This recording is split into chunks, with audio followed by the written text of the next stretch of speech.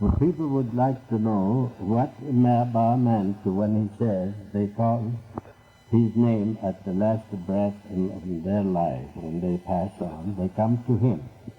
And does Baba bring them to the state of bliss and they remain there, or they have a choice to come back if they wish reincarnate?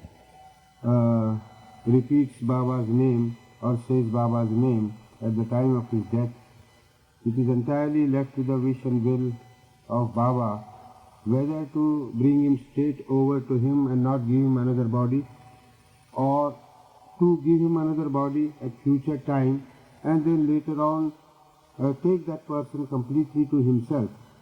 But one thing is certain, that at the time of the death, if Baba's name is taken, the stamp of his blessings, the stamp of his love blessings is imprinted on the life of that person, and wherever he is, according to the wish of Baba, he is always safe, he is under his tutelage and he is under his blessings ever. I had that experience when I had my heart attack affected by other troubles, and I passed out. They say that I was out of the body, and then later on, which I didn't know because I was doped and I didn't know what was going on. But when Baba saw Baba after he returned, went to Pune, and one thing he said to me, and he said, "Joseph, you were on the borderline and you forgot to take my name." I said, "Baba, this shall not happen again, because between the doctor and the nurses and everybody had given me dope. I don't know whether I was alive or dreaming or absolutely sometime out of even breath, out of my body." And of course, the second time when I had to be operated on, and didn't know that Baba wanted to happen there, and you kept sending the telegram which Baba tells you it's very precarious. Joseph must have your operation, and here we try and hustle to get ready and go. Everything went haywire. We didn't get you nowhere. And then finally Baba came up there and sent for me, and the first thing Baba said, "Joseph, why didn't you have the operation?" I said, "Baba, I tried everything, but they wouldn't dare to open me up here because they were afraid that if they find I have cancer, they rolled out through tests and other means that 99% I didn't have it, but they couldn't roll out 100%. Baba says, "You have no cancer. I have the cancer of the world." And then he said, "Don't you want to have the operation done while I am here?" I said, "There is the whole key. No wonder we couldn't get nowhere. Baba wanted to be there." He used to keep us like that.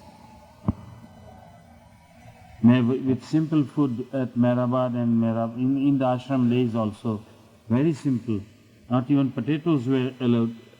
Pure vegetarian diet. Dal also like water only. Rice and dal. And yet everyone was active, in good health, worked very hard.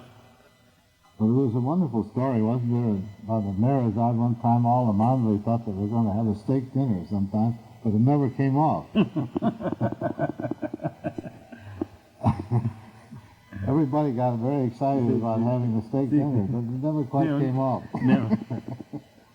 And even at times when on our tours, if some host serves us some good food or anything to eat, hardly Baba would see us eating these things. He would not like us to eat all those things.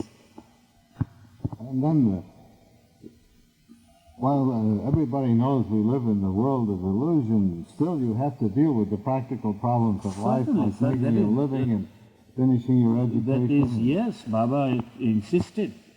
I think I gave you the instances of my daughters yesterday at the Sufi center, where Baba insisted that they must complete their education.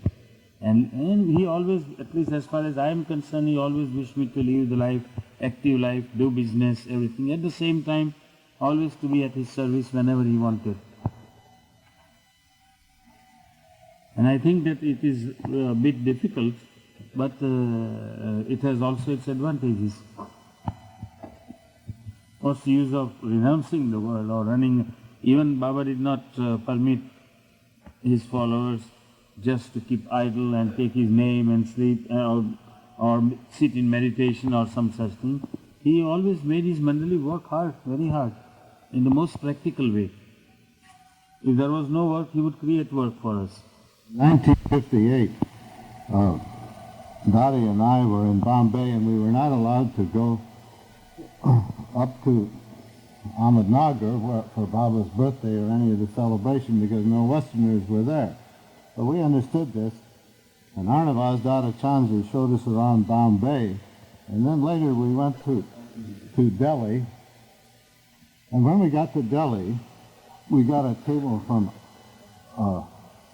Baba saying you may come for one day on the 25th of February and leaving the same afternoon.